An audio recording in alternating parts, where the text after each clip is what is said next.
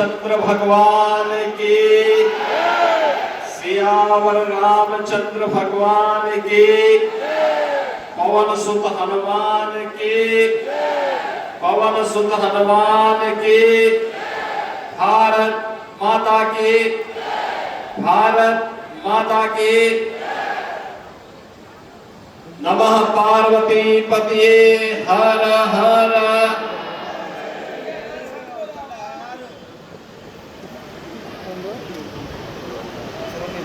आज के इस जनपद शामली के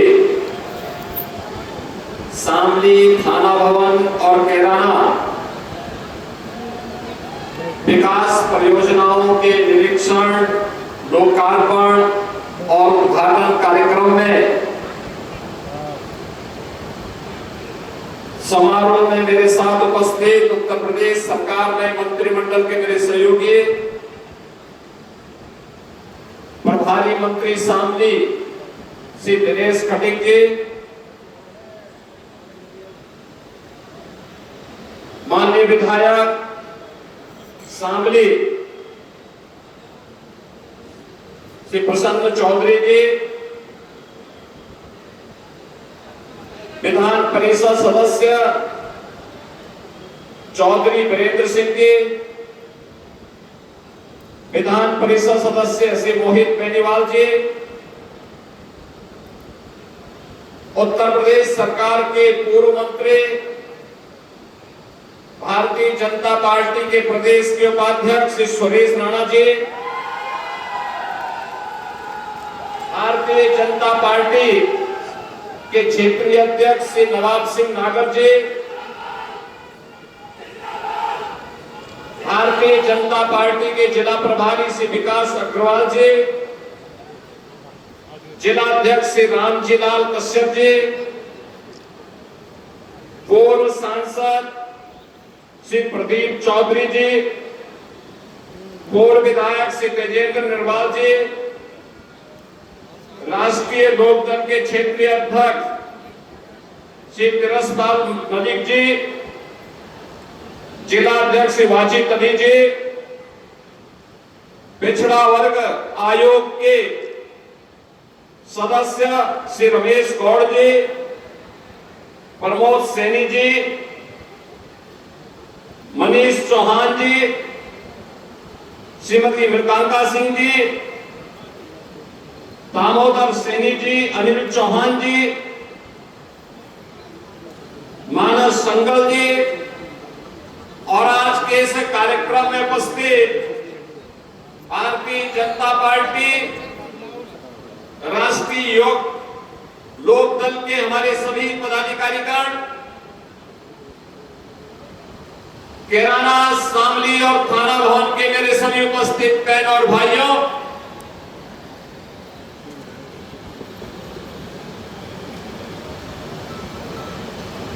अपनी पौराणिक और ऐतिहासिक परंपरा के लिए जग विख्यात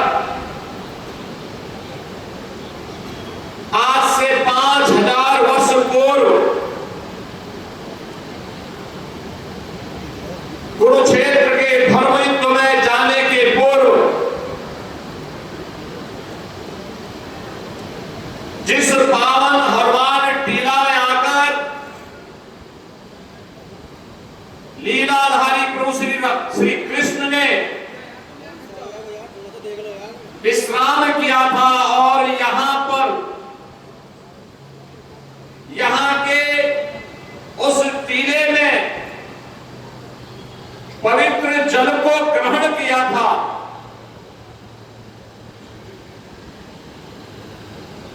शामली और कैराना की इस पावन धरा को जिसने 1857 के प्रथम स्वातंत्र समर में ब्रिटिश हुकूमत की चूनों को हिलाने का काम किया था और कैराना की पावन धरा जिसने भारत की शास्त्रीय संगीत की परंपरा को एक नई ऊंचाई दी और जिस कैराना घराने से पंडित भीमसेन जोशी ने दुनिया के अंदर भारत की शास्त्रीय संगीत की परंपरा को एक नई ऊंचाई की इस पावन धरा को कोटि कोटि नमन करते हुए मैं आप सबका हृदय से अभिनंदन करता हूं। बहनों और भाइयों, हमारा शामली जनपद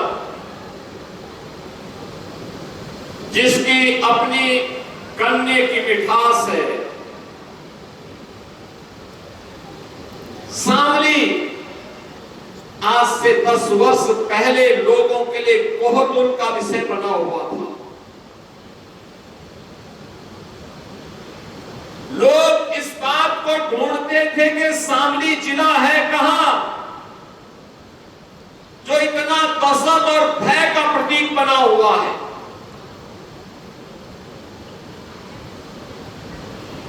प्लान होता था, सरेआम गुंडागर्दी होती थी, कोई भी सुरक्षित नहीं था। गिराना का प्लान, कांधड़ा का प्लान, एक शरारत के तहत यहां की डेमोग्राफी को बदलने की जो साजिशें हो रही थी, विकास कार्य ठप पड़ा हुआ था। नौजवान हताश और निराश था, अन्नदाता किसान आत्महत्या करने के लिए मजबूर था। बहनें और बेटियां घर से बाहर निकलने में डरती थी। उद्योग धंधे चौपट हो रहे थे। आवागमन के मार्ग पूरी तरह से गड्ढों में तब्दील हो चुके थे। बिजली नहीं आती थी। आज जब मैं किराना को देखता हूं, शामली को देखता हूं, अंतःकरण से खुशी होती है कि जैसे प्रयागराज की धरती मां गंगा, मां यमुना और मां सरस्वती की त्रिवेणी के लिए जाना जाता है, ऐसे ही पश्चिमी उत्तर प्रदेश में हमारा शामली जनपद अब दिल्ली देहरादून एक्सप्रेसवे, शामली अंबाला एक्सप्रेसवे और गोरखपुर शामली एक्सप्रेसवे का संगम, त्रिवेणी का संगम बन चुका है एक्सप्रेसवे का। ये इंफ्रास्ट्रक्चर याद करना, यहां की युवा पीढ़ी की ऊर्जा का उपयोग अगर सकारात्मक दिशा में किया गया, आने वाले समय में यह इंफ्रास्ट्रक्चर और सुरक्षा का बेहतर माहौल हमारे शामली को एनसीआर के सबसे धनी और सबसे समृद्ध जनपदों में खड़ा करके रख देगा। याद करिए आज से 10 वर्ष पहले आप बिजली के लिए तरसते थे और आज शामली अपने यहां से 400 केवीए के एक बड़े ट्रांसफार्मर के सब स्टेशन के माध्यम से, विद्युत स्टेशन के माध्यम से पश्चिमी उत्तर प्रदेश में बिजली की आपूर्ति करने का माध्यम बना हुआ है। आज से 10 वर्ष पहले मेडिकल की सुविधाएं नदारद थी। पहले ही 3 वर्ष के अंदर शामली ने जो प्रगति की 17 से 20 के बीच, मैं 20-21 में देख रहा था जब कोरोना महामारी थी, शामली के लोग तो स्वस्थ थे ही, लेकिन देश के अन्य क्षेत्रों से, दिल्ली और अगल बगल के क्षेत्र से लोग उपचार कराने के लिए शामली के हॉस्पिटलों में आने के लिए मजबूर हो रहे थे। बहनों और भाइयों, ये विकास का मॉडल है जो डबल इंजन सरकार आपको दे रही है। और डबल इंजन सरकार आज एनडीए की डबल इंजन की दिल्ली में प्रधानमंत्री मोदी जी के नेतृत्व की सरकार हो या उनके मार्गदर्शन में चलने वाली यूपी की सरकार, दोनों मिलकर के इस गति को शामली की प्रगति में बदल रहे हैं, उसको आगे बढ़ाने का काम कर रहे हैं। याद करिए जो भी यहां प्रसन्न चौधरी कह रहे थे मंच से, यहां के जनप्रतिनिधि चौधरी जयंत सिंह जी ने भी, चौधरी वीरेंद्र सिंह जी ने भी, मोहित बेनीवाल ने भी, सुरेश राणा जी ने भी। सुरेश राणा तो हमारे गन्ना मंत्री थे। आज जो भी हमारे सामने चीनी मिलों की चलती हुई स्थिति है, उसमें जो सुधार है, यह स्वतंत्र भारत के इतिहास में चौधरी चरण सिंह जी के बाद अगर उस चीनी मिलों के पुनरुद्धार का पीड़ा किसी ने उठाया है तो इसी माटी के सपूत से सुरेश राणा ने 2017 में उठाई थी। और बहनों और भाइयों, आज उसका परिणाम है 122 चीनी मिलें चल रही है। और जब मेरे सामने प्रस्ताव आया कि गन्ना किसानों की गन्ना मूल्य का भुगतान समय पे हो, उसकी व्यवस्था तो कराई गई, लेकिन ये हुआ कि दाम भी बढ़ जाता तो अच्छा होता। हमने सीधे उसको 400 रुपए क्विंटल दिया है। 400 रुपए क्विंटल आज के दिन पे हमारे अन्नदाता किसानों को मिला। बहनों और भाइयों, 2017 में हम लोग आए थे तो हम लोगों ने तो ये मान करके सुरेश जी को ये जिम्मेदारी दी कि लगता है कि अब ये चीनी मिलें बंद हो जाएंगी। याद करिए 2007 से लेकर के 2017 के बीच 29 चीनी मिलें सपा बसपा की सरकार में बंद हुई। 29 चीनी मिलें, 21 चीनी मिलों को इन्होंने औने पौने दाम में बेच दिया था। मैंने सुरेश जी से पूछा, मैंने कहा भी क्या होगा, चीनी मिलें बिकेंगी तो नहीं? इन्होंने कहा बिकेंगी नहीं, इन चीनी मिलों को वापस लेकर के चलाने का काम करेंगे। आज 122 चीनी मिलें यूपी के अंदर चल रही है। और बहनों और भाइयों, 122 चीनी मिलें चल भी रही है। आज यूपी चीनी उत्पादन में नंबर 1, गन्ना उत्पादन में नंबर 1, इथेनॉल उत्पादन में नंबर 1 राज्य के रूप में बन करके आज अपने अन्नदाता किसानों के पुण्य और उनकी समृद्धि की उनका समृद्धि का कारण बनने की है। बहनों और भाइयों, यही से मैं कहता हूं, जो लोग डेमोक्रेसी बदल रहे थे, समाजवादी पार्टी और कांग्रेस के लोग, ये लोग जिन्ना के उपासक हैं। इसीलिए तो कांदला और किराना से पलायन हो रहा था। और हम लोग अन्नदाता किसानों के उपासक हैं, जिन्होंने गन्ने का क्षेत्रफल बढ़ा करके आज चीनी मिलों के गन्ना मूल्य का भुगतान हमारे किसानों को हो सके। आज उसके माध्यम से कार्य ये डबल इंजन की एनडीए की सरकार ने करके दिखा दिया। और उसी के लिए आज आपका समर्थन लेने के लिए मैं आया हूं।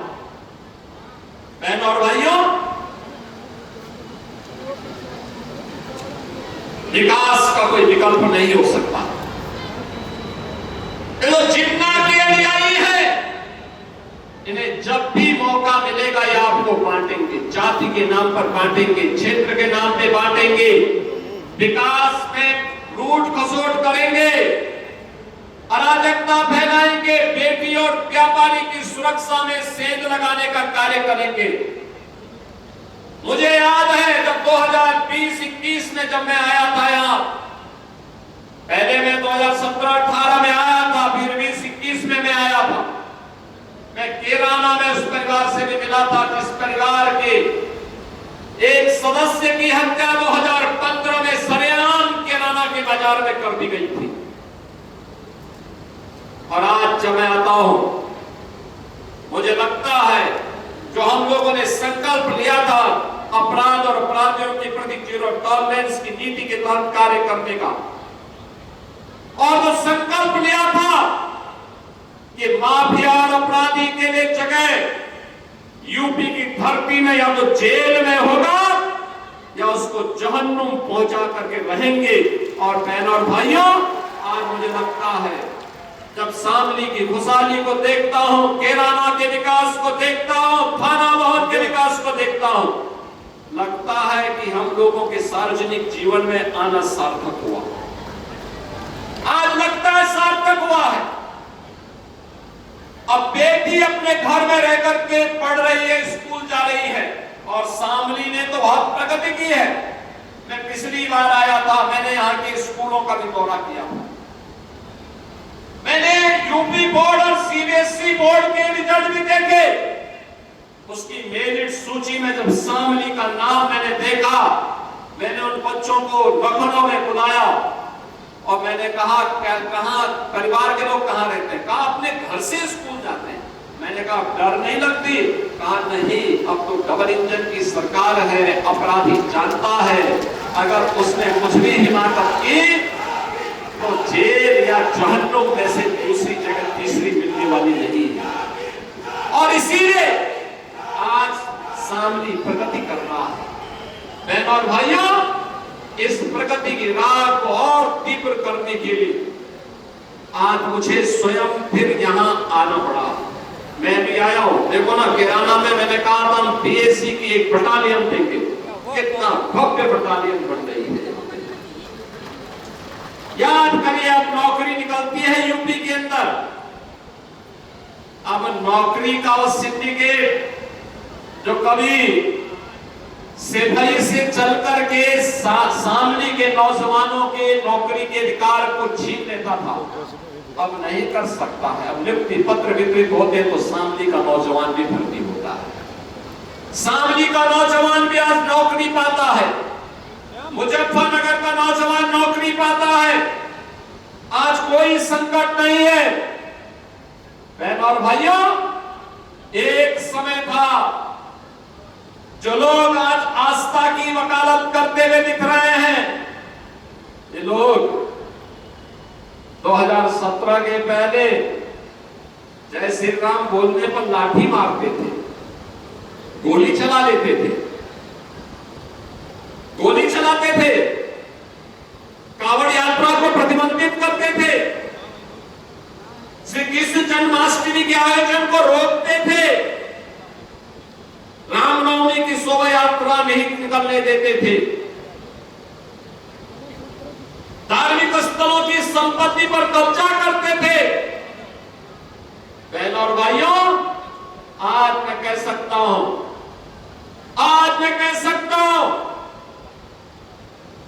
पश्चिमी उत्तर प्रदेश के लिए,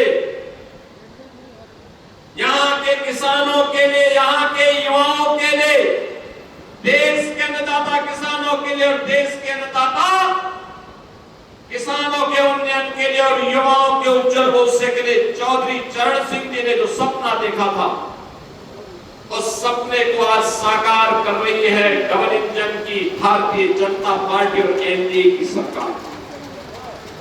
एक और अन्नदाता किसान के उन्नयन का कार्य हो रहा है, उसके चेहरे पर खुशहाली लाने का कार्य हो रहा है। दूसरी ओर नौजवानों के लिए नौकरी और रोजगार की सुविधा है। बहन और बेटी को सुरक्षा भी है, उनके स्वावलंबन के लिए भी योजना है, और हर गरीब को शासन की योजना का लाभ प्रदान करने का कार्य भी हो रहा है। हर व्यापारी को सुरक्षा प्रदान की जा रही है, उनके निवेश को भी और उसको भी सुरक्षा प्रदान करके उसको आगे बढ़ाने का कार्य किया जा रहा है। यही तो डबल इंजन सरकार है। आज कांवड़ यात्रा को कोई रोकता नहीं। आज तो शानदार कांवड़ यात्रा चल रही है। सुरक्षा सरकार उसके साथ खड़ी है, प्रशासन उनकी सेवा में खड़ी है, उद्यमी व्यापारी और स्वयंसेवी संगठन उनकी सेवा के लिए खड़े रहते हैं।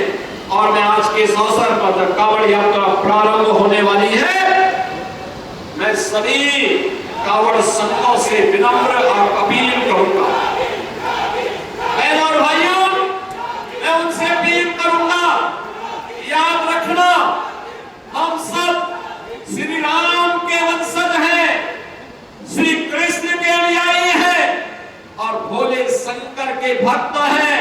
हम सब इस बात को को ध्यान रखेंगे, राम की मर्यादा, कृष्ण की लीला और शंकर की समरसता और जीवंतता हमेशा हमें आगे बढ़ने के लिए प्रेरित करती है। जीवन में अनुशासन और धैर्य ये हमारी सबसे बड़ी पूंजी होनी चाहिए।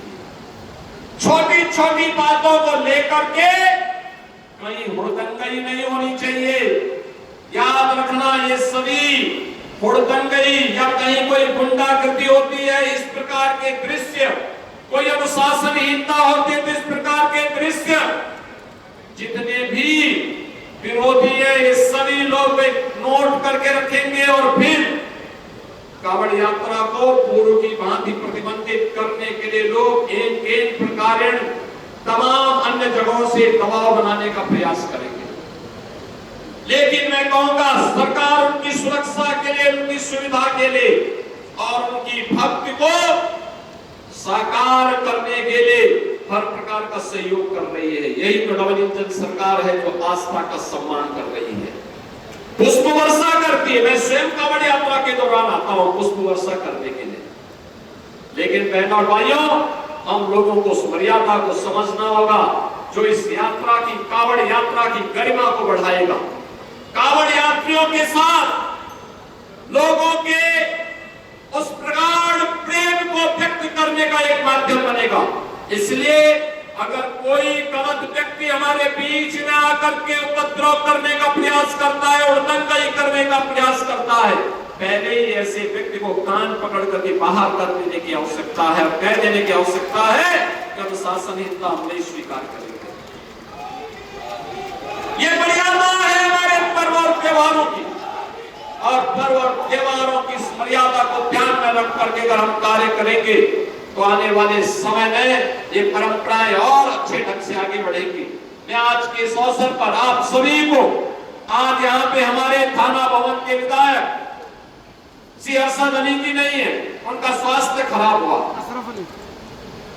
अस्वस्थ है। मैंने आज सुबह उनसे टेलीफोन से बातचीत करके उनका हालचाल भी लिया। प्रसन्न चौधरी प्रसन्न रूप में यहाँ पर मौजूद है, लेकिन उनका पैर फ्रैक्चर है। और मुझे अच्छा लगा कि विकास के कार्यों में रुचि ले रहे हैं, निरंतर यहाँ के मुद्दों को उठाते हैं और इन सभी कार्यों को लेकर के हमारे यहाँ के जनप्रतिनिधिगण लगातार प्रयास करते हैं। बहनों और भाइयों, इन्हीं प्रयासों का परिणाम है कि कुछ ही दिनों में, याद रखना, कुछ ही दिनों में 750 किलोमीटर लंबा गोरखपुर शामली इकोनॉमिक कॉरिडोर फिर से शामली को गोरखपुर और पूर्वोत्तर भारत सिलीगुड़ी तक जोड़ देगा। सिलीगुड़ी तक जोड़ने का मतलब लगभग इसकी दूरी होगी लगभग 1100-1200 किलोमीटर की। इतना लंबा कॉरिडोर आपका जुड़ने वाला। याद रखना, यहां शामली से ही आपको हम आगे अंबाला और पानीपत की यात्रा कराने जा रहे हैं एक्सप्रेसवे के माध्यम से, और शामली एक जंक्शन बनने जा रहा है महत्वपूर्ण, जो चारों ओर से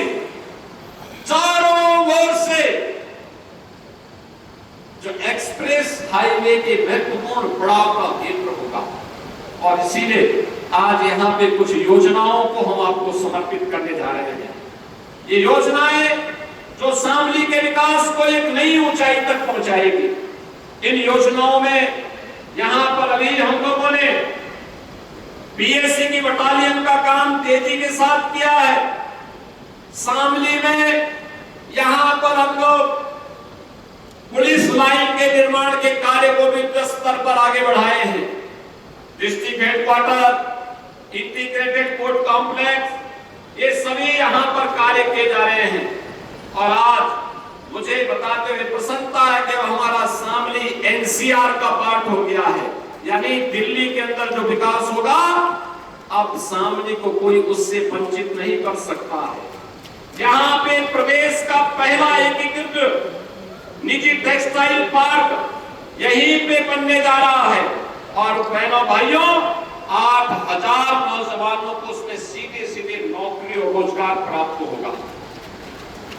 मैंने आपको पहले ही बताया कि ये कार्य इसलिए संभव हो पा रहा है क्योंकि आपका समर्थन हमारे लिए एक महत्वपूर्ण,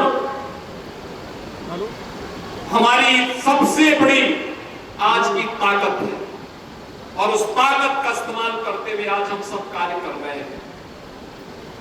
आज आपकी नई पहचान बन रही है।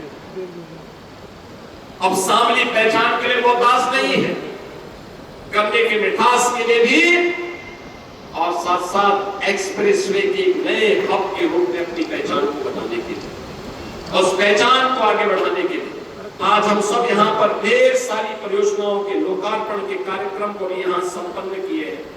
इनमें यहाँ पर अमृत 2 के अंतर्गत नगर पंचायत उन पेयजल पुनर्गठन योजना का लोकार्पण, राजकीय महिला ITI पिंडोरा का लोकार्पण, नवीन राजकीय हाई स्कूल कादरगढ़ के निर्माण का लोकार्पण, शामली मालेंगी दुल्ला खेड़ी मार्ग के चौड़ीकरण सुदृढ़ीकरण का लोकार्पण, दुल्ला खेड़ी कुंटा रजवाहे गंदेवाड़ा संगम मार्ग का लोकार्पण, सहारनपुर नगुड़ गंगो थाना भवन मार्ग के चौड़ीकरण और सुदृढ़ीकरण कार्य का लोकार्पण और तहसील शामली में एक 5 टन प्रतिदिन क्षमता का CNG बायोगैस प्लांट का लोकार्पण का कार्यक्रम यहाँ पे भी संपन्न हुआ है।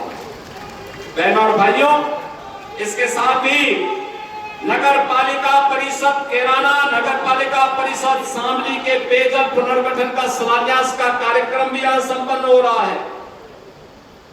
अन्य तमाम महत्वपूर्ण मार्गों के चौड़ीकरण सुदृढ़ीकरण कार्य का भी सुदृढ़ीकरण यहाँ पे किया जा रहा है। कैराना गुरगान सुनेटी बरबावी मार्ग का चौड़ीकरण सुदृढ़ीकरण के कार्य का नगर पंचायत हिंजाना और नगर पंचायत एलम में यहाँ पर स्टडी सेंटर निर्माण के कार्य, नवीन कलेक्ट्रेट से शामली भैंसवाल मार्ग तक संपर्क मार्ग का चौड़ीकरण सुदृढ़ीकरण के कार्य का शिलान्यास और साथ साथ यहाँ पर PM कुसुम योजना के अंतर्गत सोलर लाइट से यानी सोलराइजेशन योजना के अंतर्गत यहाँ पे एक हम लोग सब स्टेशन की स्थापना का काम भी कर रहे हैं। इसके साथ सेंटर ऑफ एक्सीलेंस जो टाटा ग्रुप के साथ मिलकर के कार्य किया जा रहा है, इन सब के साथ ही थाना भवन मुजफ्फरनगर थाना भवन मार्ग के चौड़ीकरण सुदृढ़ीकरण के कार्य का भी आज यहाँ पे शिलान्यास का कार्य संपन्न हो रहा है। बहनों और भाइयों, जिन परियोजनाओं का आज लोकार्पण और शिलान्यास हो रहा है, मैं इसके लिए शामली जनपद की तीनों विधानसभा की जनता जनार्दन को बधाई देता हूं, अपनी शुभकामनाएं देता हूं, जनप्रतिनिधियों को बधाई देता हूं। जिन पदाधिकारियों और जनप्रतिनिधियों ने इसमें इन योजनाओं को यहाँ लाने के लिए योगदान दिया है, उन सबका मैं अभिनंदन करता हूं और आप सबसे मैं यही अपील करूंगा कि बहनों और भाइयों, आज शामली की तकदीर और तस्वीर बदल रही है, तो उसका कारण है जब जनता जनार्दन का आशीर्वाद प्राप्त होता है, जनप्रतिनिधि और पदाधिकारी मेहनत करते हैं तो परिणाम आते हैं। बहनों और भाइयों, 2017 के पहले सोने वाले लोग थे, याद करिए, सो करके ही 12 बजे उठते थे, 2 बजे तक तैयार होते थे, 5 बजे फिर जिम में चले जाते थे। तो जनता के लिए कहां उनके पास फुर्सत थी? जनता के लिए फुर्सत नहीं थी। ये लोग माफिया के सामने नाक रगड़ने वाले लोग थे। दंगाइयों को अपने घर में बुला करके उन्हें सम्मानित करते थे।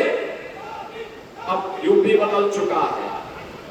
अब यूपी प्रातः 4 बजे से लेकर के उसकी यात्रा प्रारंभ होती है और जो चरेवेती के मंत्र के साथ निरंतर उत्तर प्रदेश के अंदर बिना भेदभाव के गांव, गरीब, किसान, नौजवान, महिलाएं, व्यापारी, समाज के प्रत्येक तबके के हितों के लिए कार्य करने वाली सरकार है और डबल इंजन सरकार का यही लाभ आज इस गति को बुलेट ट्रेन की स्पीड के साथ आगे बढ़ाने का कार्य कर रहा है। मैं आज के इस अवसर पर आप सभी को इन सैकड़ों करोड़ की परियोजनाओं के लिए हृदय से बधाई देता हूं, अपनी शुभकामनाएं देता हूं और आप सबसे अपील करूंगा कि सुरक्षा और सुशासन के लिए डबल इंजन की एनडीए की सरकार के साथ आपका आशीर्वाद निरंतर प्राप्त होना चाहिए। आप सबके प्रति मेरी मंगल में शुभकामनाएं हैं। धन्यवाद। जय हिंद, जय जय श्री राम। बहुत बहुत धन्यवाद माननीय मुख्यमंत्री महोदय, आपके ऊर्जामयी और प्रेरणादायी उद्बोधन के लिए। बोलिए भारत